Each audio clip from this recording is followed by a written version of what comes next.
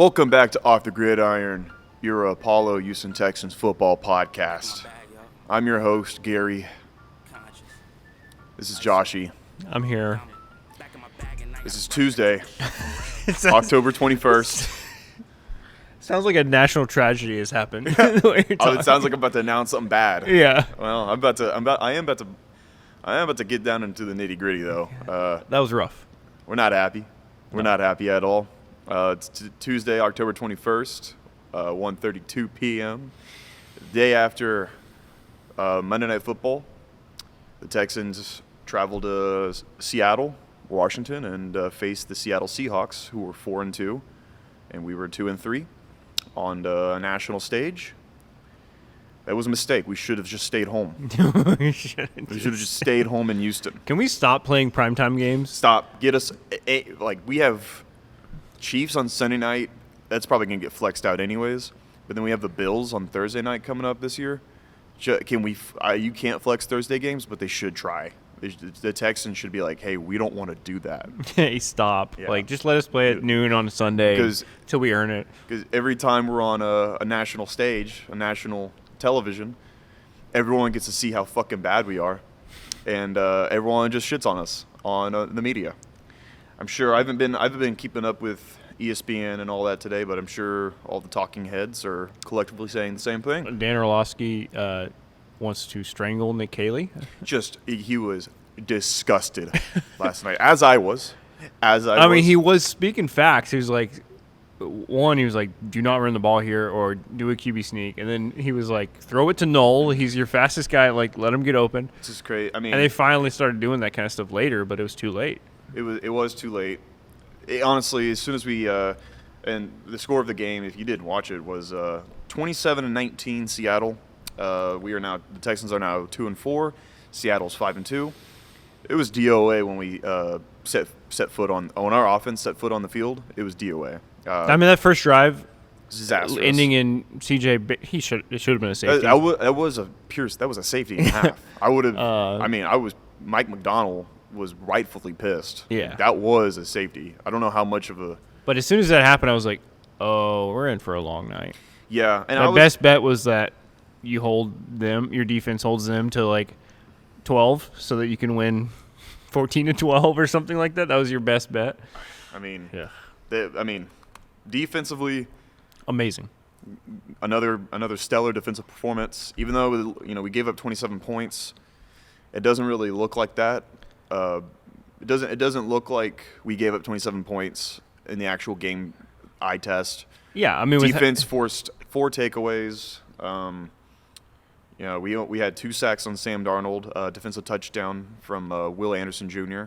Because he sacked Sam Darnold in the end zone and stripped the ball and immediately recovered it. One of the highlights of the year so far. That was maybe the best play of the year. Yeah. In a very sad way. It was a great play, but we just have that's easily the play of the year. That's going to be on the highlight clips. Like later down the road when the Texans put out top 10 plays of the 2025 Texans season. Yeah. It's going to be 1 or 2.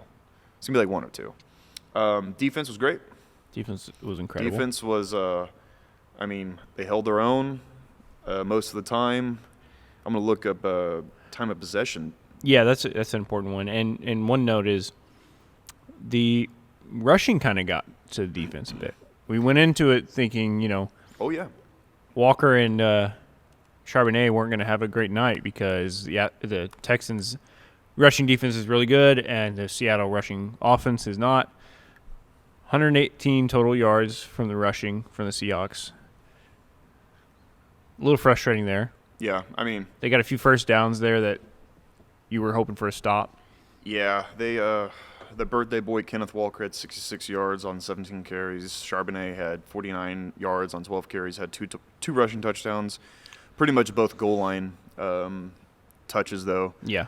Sam Darnold kept him in check for the most part. I'm just looking at these numbers, and yeah, I mean, if you look at the Seahawks box score and you look at their actual score, you go, well, how did they score 27 points? Well, that's because our offense put them in so many good positions. The offense basically handicapped the defense. They made the defense have to play with an arm tied behind their back because they were consistently Seahawks were getting the ball on their own 45 or around the midfield and just made it a very hard night. And they still kept the Texans in the game until basically the final 2 minutes.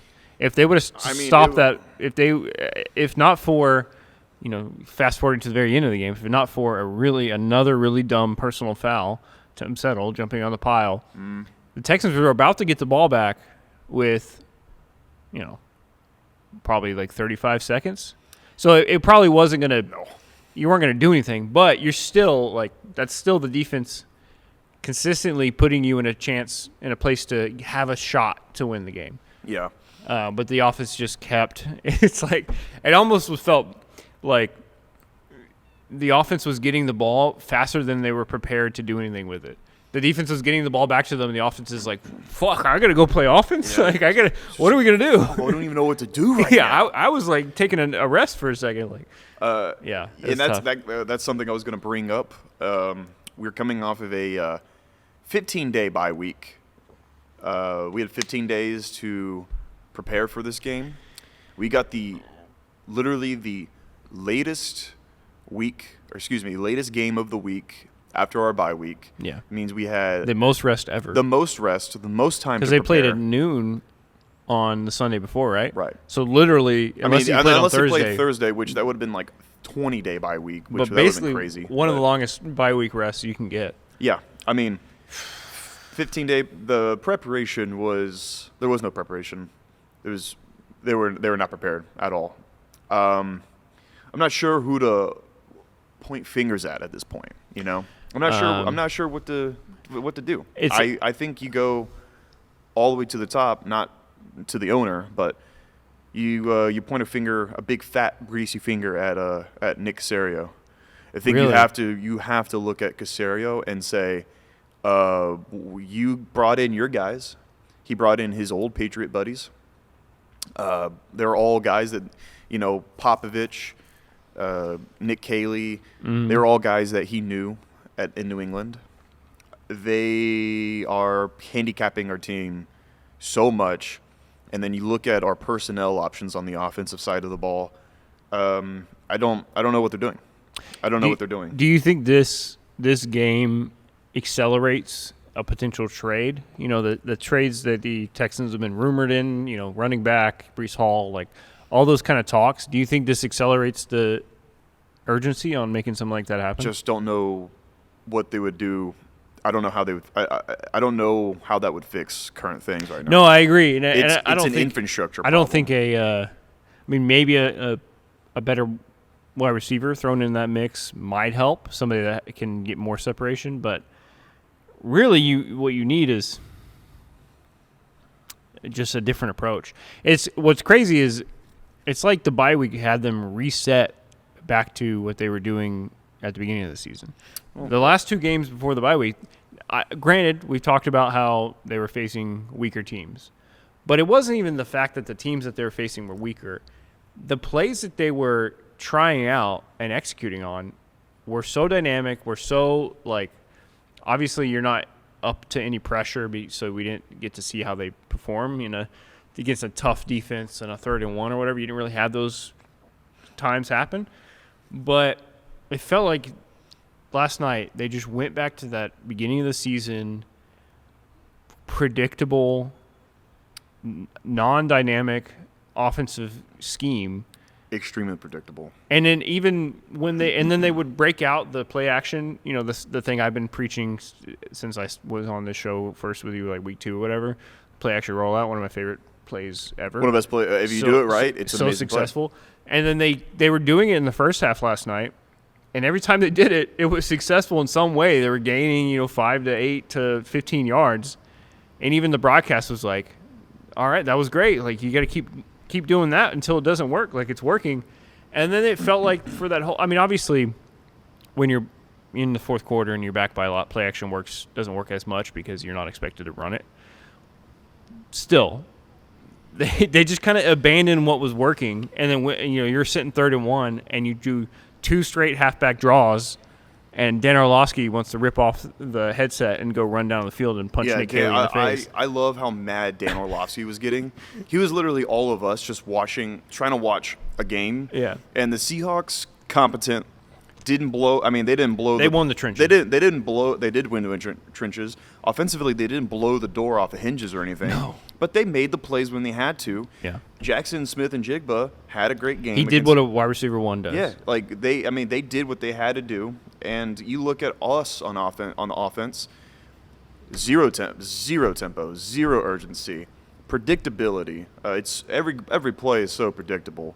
Like that whole goal line set, or it was a 3rd and 1, or it was on the goal line. You know what I'm talking about. And yeah, second goal, and I was like, they do not have a box up there at all. CJ should just snap it and jump over the line. Just QB sneak, whatever. Like, but British like, Brooks, fullback, fullback dive. After the second though, then Seattle flooded the box, and it would have been a lot harder to do a QB sneak. But right there on 2nd and goal, I was looking at it, and I was like, there's nobody in front of CJ. He could just call an audible and fucking snap it and push in front of that line. I mean, tush but push, instead, anything. Instead, they do a little snap and roll to the right, play action, kind of nowhere to go. Incomplete. Can't false start. Extremely pushes frustrating. Back, incomplete. That's been the problem all season. I'd have to look at the stats on red zone percentage. I don't know what the fucking problem is. I feel like any time they are goal to go, they just poop their pants and fall on the floor and roll around like a baby. Yeah, they poop their pants. They shit up their back like an infant, and they cry like a little sissy baby. I mean, going back to that Tampa Bay game, another critical goal to go, and they do like 3 plays in a row from shotgun. Just like, what are you doing? Like, what are you doing? Are we not practicing goal line stands? What is going on in Nick Caley's brain? The thing is, you would think, with how good the Texans' defense is, you would think in practice that is giving the offense the best chance to learn and grow, because they're facing their own defense, and it should be very difficult, and the offense should be finding things that work against a very tough defense. Instead, I feel like they have not practiced goal line shit at all. It just feels like they get to the goal line, they're like, what? We have no game plan. It's funny you say that. Like, all through training camp, the reports were basically saying, wow, this offense looks ass. Looks like hot ass. Yeah. And we all just chalked it up to, well, yeah, they're playing the best defense in the NFL every day. Yeah, they're going to look ass. Yeah, well, I mean, they're ass. Yeah. They're hot ass. And I don't need I don't need them to go out there and score 45 points a game or look incredible. I don't need CJ to throw 4 TDs and be a Pro Bowl quarterback. We just need them to do something. Be a little dynamic. Get your first downs. At some point I saw last night, I don't know how they ended, but at some point last night they were like 1 for 11 in 3rd down conversion. Yeah. That is insane. You can't. Insane. They just can't clutch up in situations. It was crazy, and there wasn't even a bunch of long 3rd downs, really. I feel like there was plenty of like 3rd and 3, 3rd and 4, 3rd and 1. It's a lot of manageable shit in that game. And that's another thing why it's so frustrating. The game was completely manageable. The offense was putting themselves in situations where you think they're about to start a good drive, and immediately they do something and it ruins the drive.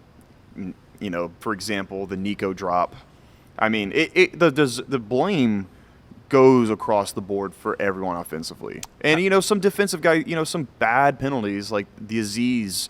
I called it a soft call, but they're going to call that on you. You're Aziz Al-Shaair. They're going to call it on you. You drove him into the ground out of bounds. Yeah. If it was inbounds, offender. I think it might have been okay, or at least like a little bit more where you can say, "Fuck, man, why did they call that?"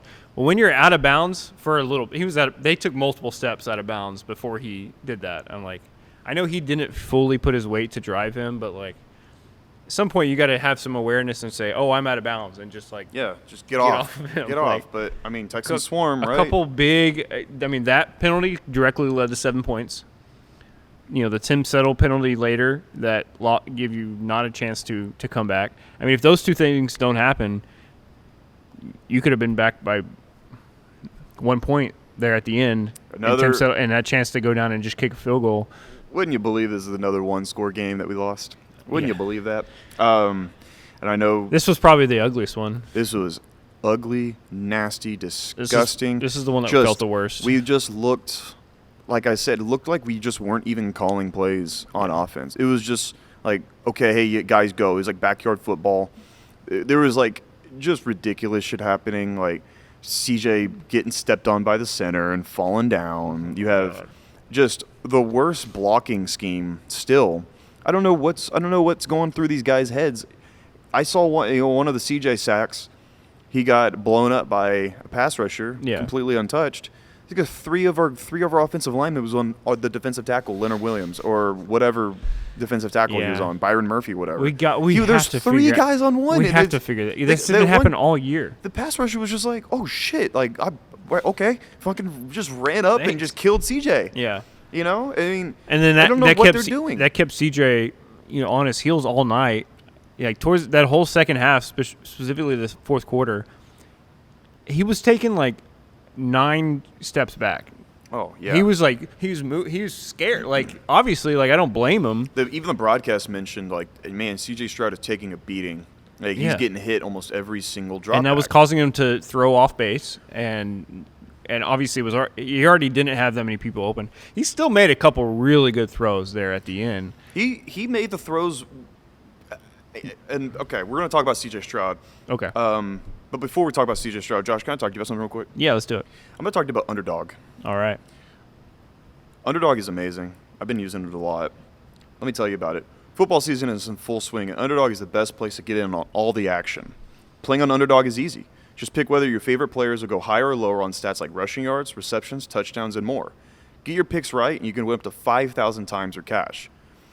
I don't know if you saw last week's episode, but I said Dalton Schultz higher receiving yards. You did. You nailed that. And wouldn't you believe it? He became the focal point of our offense, which 98 that yards. blows my mind. Yeah. I mean, after Nico went down, he was for sure the best target.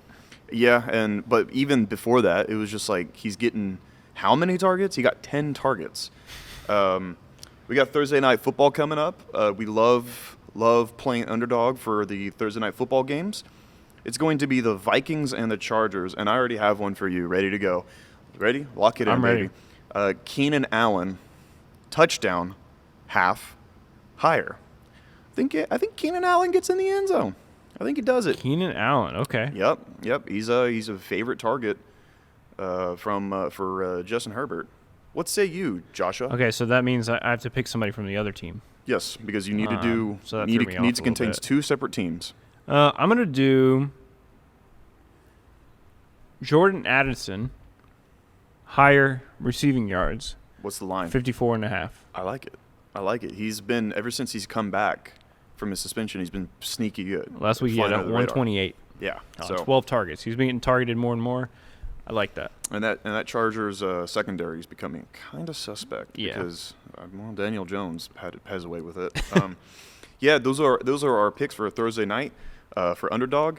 Download the app today and sign up with promo code OTG to score $100 in bonus funds or entries when you play your first $5. That's promo code OTG. Underdog. Make picks, win money. Take it away, Garrett. This episode is sponsored by Underdog. Let me tell you about Underdog real quick. Tell him. Football is in full swing, and the best place to go is Underdog.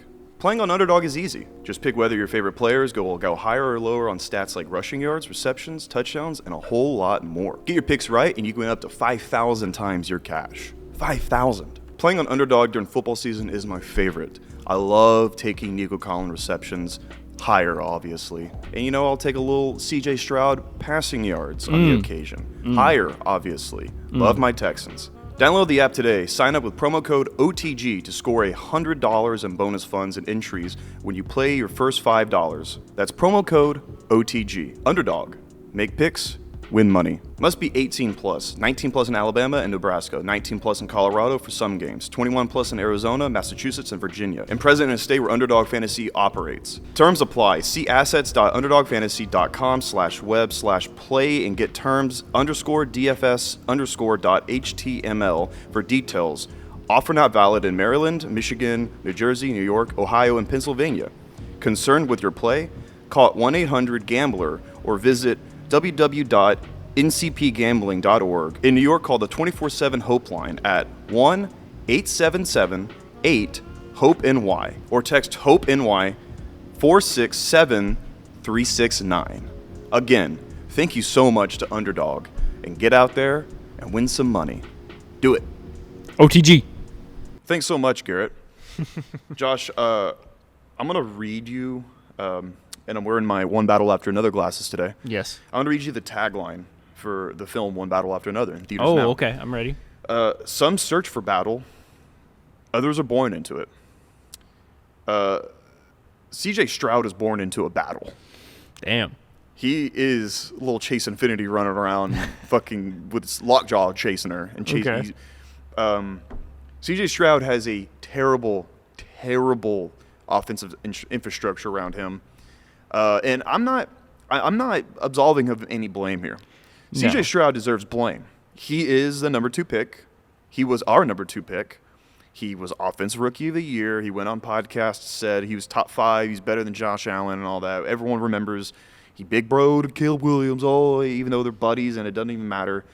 23 for 49 for 229 yards, a touchdown and an interception. Got sacked 3 times. And he had a quarterback rating of 59. Yeah, on the 158 scale. ESPN 59. says. Oh, okay. ESPN said 25 too. Yeah. Yeah. That's not good. It's not good. He made some big throws. Tried. I mean, at a certain point, I was fully saying to everyone at the bar at Big City Wings, more on that later, that he's keeping us in this game. Yeah. And it got to a point where he wasn't keeping us in the game. He was feeling the heat. He was feeling the stadium pulse because, well, CenturyLink, or whatever they're calling it now, Lumen Field, hard place to play. We all know that. He was rattled by the end of the game because of how many times he got hit. He got pressured a lot. Threw the ball 49 times. I was about to say, something that jumps out to me is Nico Collins targeted 10 times, only 4 receptions. Yeah, and that's not good. That's not you're completing less than half of your targets to your number 1 receiver. That's usually not a good recipe to win games. No, and our rushing offense was non-existent. C.J. Stroud was our leading rusher with 2 carries for 25 yards. It's horrible. I mean, and I wouldn't even put that.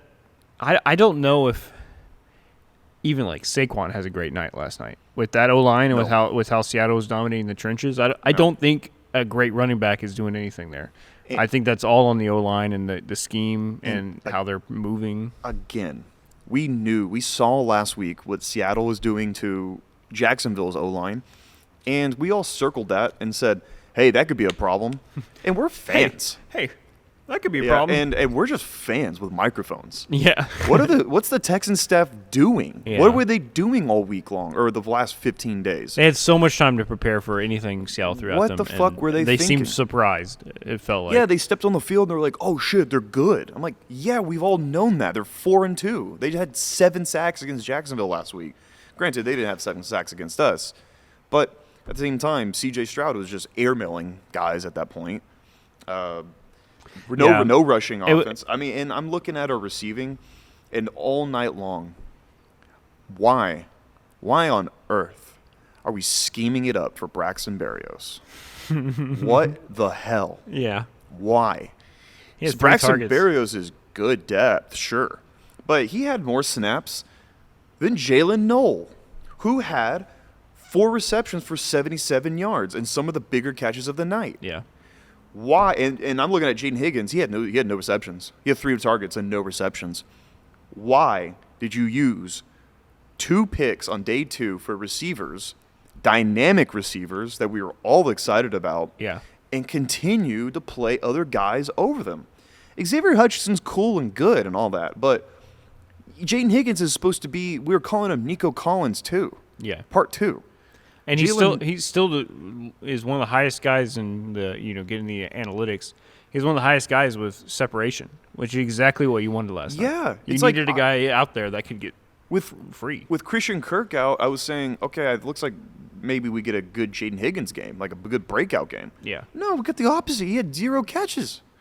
I just don't understand. Like, are you not scheming it up? Like, why draft him if you're just not even going to know how to use him? Yeah. Why draft Jalen Noel if, because Jalen Noel wasn't even returning punts by the end of the game.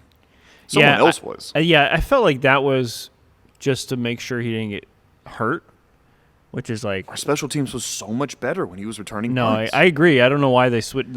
That's my only logical explanation for that is like, well, now because Nico's out, we need him to be wide receiver 2, essentially, so we can't have him get hurt on a punt. He wasn't still on the field more than Braxton Berrios. Yeah. Like, he wasn't getting more snaps than Braxton Berrios. It's just, and this, I'm not, and this is just like me beating a dead horse because you go on Twitter and all of Texans Twitter is saying the same shit. Like, what are they thinking? And then, I'm pointing the big, greasy, fat finger at Nick Caserio at the top because what he did with the O-line or lack thereof all offseason long is an absolute malpractice. It's indefensible. It's horrid. Traded away Laramie Tunsil, and we all did mental gymnastics and thought it was dope and cool that we did that. Like, fucking no more Chrome Hearts, no more Fit Picks and shit like that. And that one CJ Stroud interception that came right after coming out of halftime, just completely turned the game upside down again. With Ariante Ursary just let a fucking passer, just free rusher right past him. So he took, got off the line, just stood there. Fucking guy ran right past him, and he went, oh, like a fucking Tim Allen character in a movie. CJ, and then of course all the bar people next to me were like, "Oh, CJ sucks," and I'm like, he got killed by his rookie left tackle. Yeah, that was the effect, but that wasn't the cause. The interception was the effect of. I mean, sure, you can make the argument go down or throw it away, but honestly, him only throwing one interception yesterday is a miracle. With how many pressured throws he had to get off, it's incredible. There were a few that probably should have been intercepted, but the fact that he got away from that with the stats he did is pretty incredible. With terrible route tree, terrible infrastructure all around him, terrible rushing offense. CJ Stroud was like the only reason we were in it at times on offense. Yeah. And again, he's not absolved from all blame. Yeah. But you have to look at his situation. He was born into the battle, like one battle after another. He was born into it. He had no choice. He's just fucking taking a beating because he's here. He's on the Texans. There's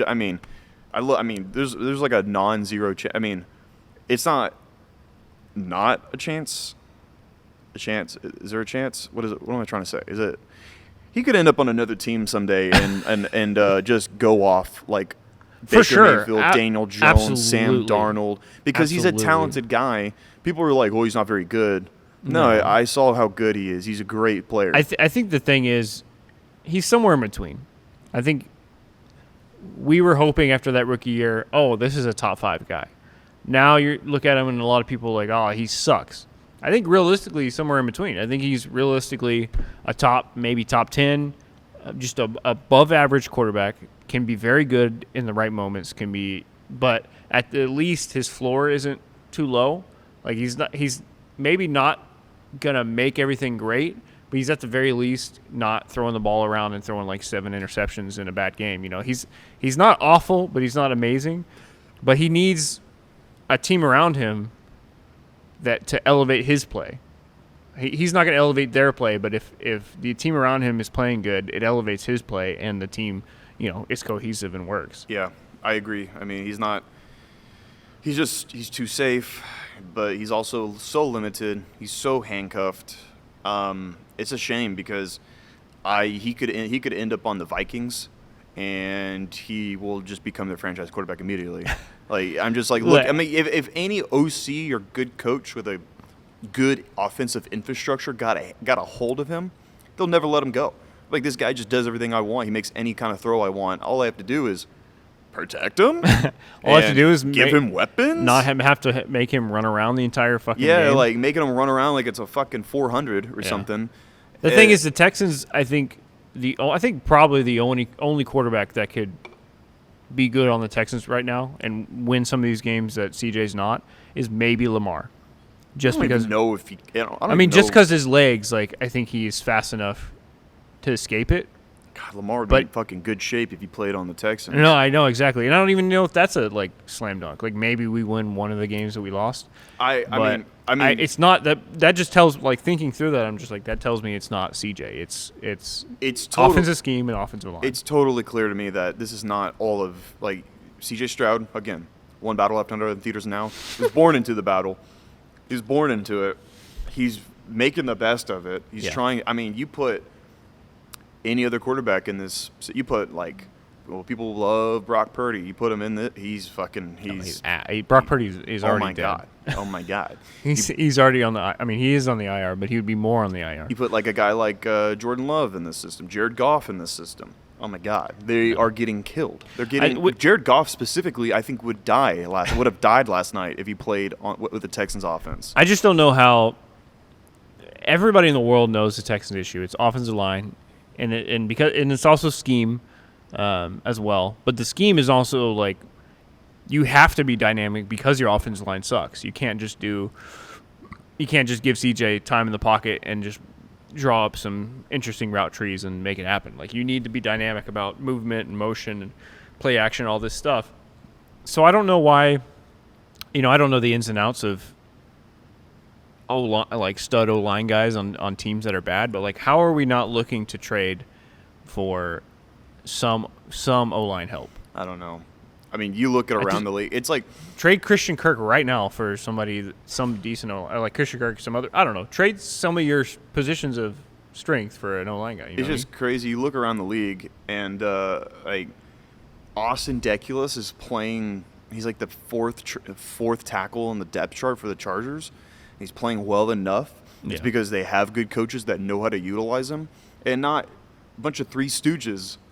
With clipboards, and they just make us do funny. It's I'm convinced that we the offensive coaches and everyone involved is just let's just make it the funniest offense possible with tons of bits and gags and goofs that we can all look back on and everyone can clip and laugh and this is showbiz, baby.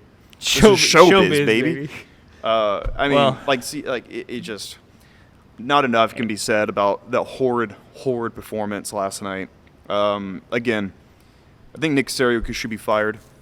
I think Nick Caley is so fired, it's crazy.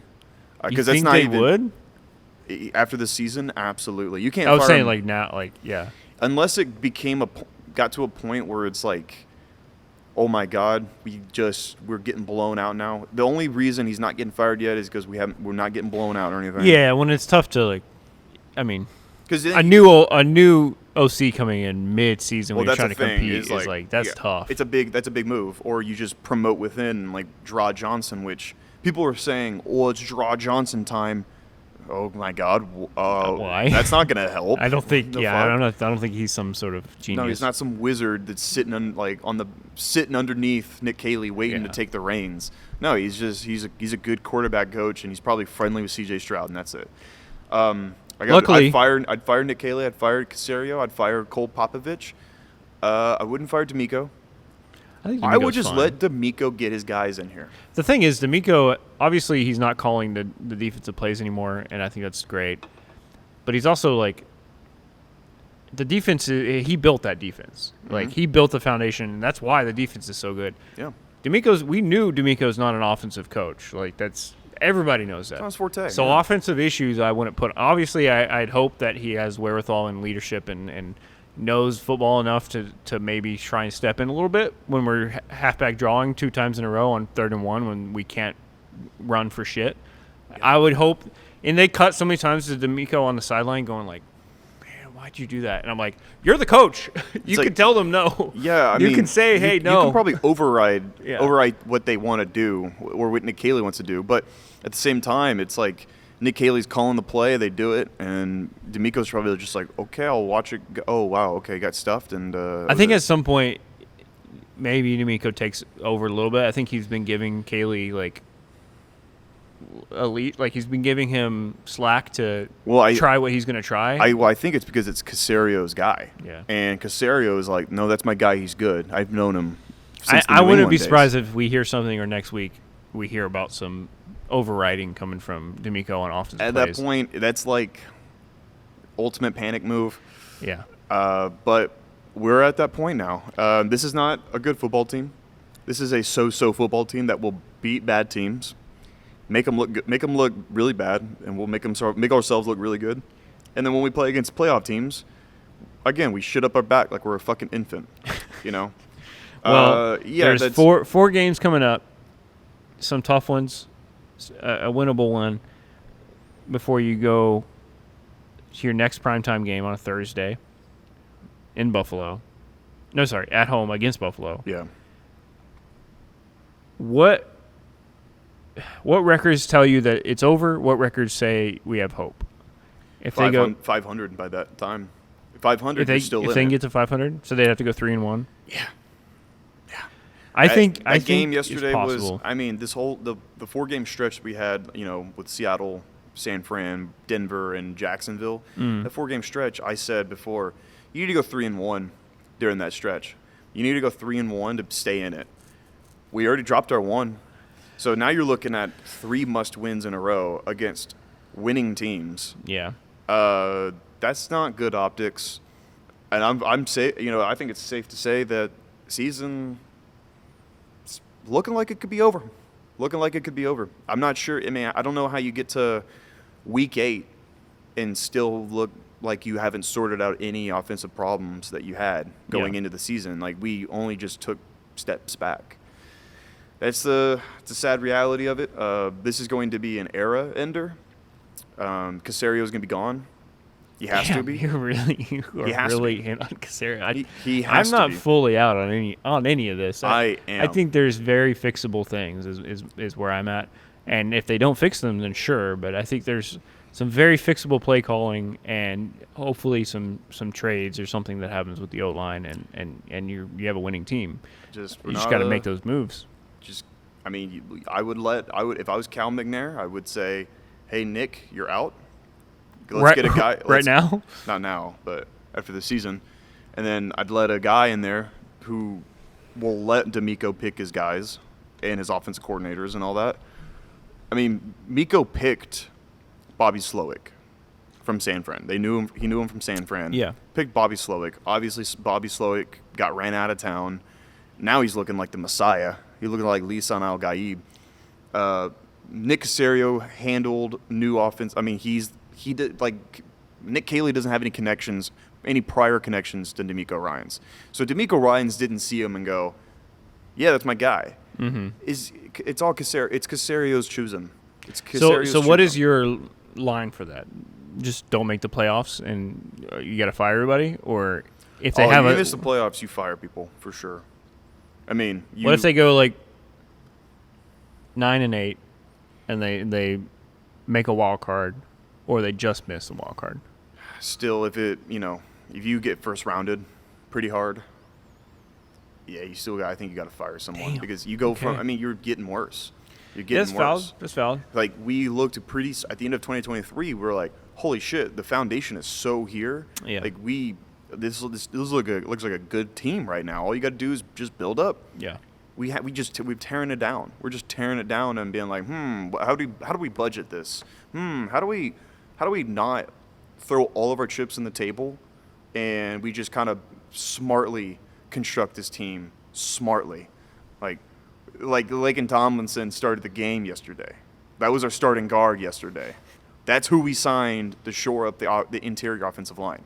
It's not smart. There's no Nick Casario thinks he's the smartest guy in the room, being like, oh, I mean, no one's picking this guy. I think we can get something out of him. No, he sucks. That's why no one wants him. Come on. And on that note, we'll yeah. Welcome to the Garrett Rants episode. It's bound to happen after a big loss, but yeah, I was pretty pissed about it. That's fair. Yeah, I don't really have much else to say. That was bad. That was bad. You got to win. You got to win this week against San Fran. We'll get into the preview later this week. We'll preview that whole thing. But yeah, we will be back. You know where I'm gonna go right now. Where are you gonna go? Gonna go to Big City Wings, Houston's Wing Joint, Apollo's Wing Joint. Tons of locations all over the Houston area. Great food, great beer, great ball watching environment. Of course, the best wings in Houston. So Go to your local Big City Wings. Tell them Apollo sent you. We go all the time. And have a time. I'd be jealous of you. If you were doing that right now, like you watch this and go, shit, I'm going right now, I'm jealous of you. It's good establishment. And once again, thank you, Underdog. Make picks, win money. Thank you to our sponsors for powering this episode, Off the Gridiron. Josh, thank you for joining me on the fucking Garrett Gets Really Pissed episode.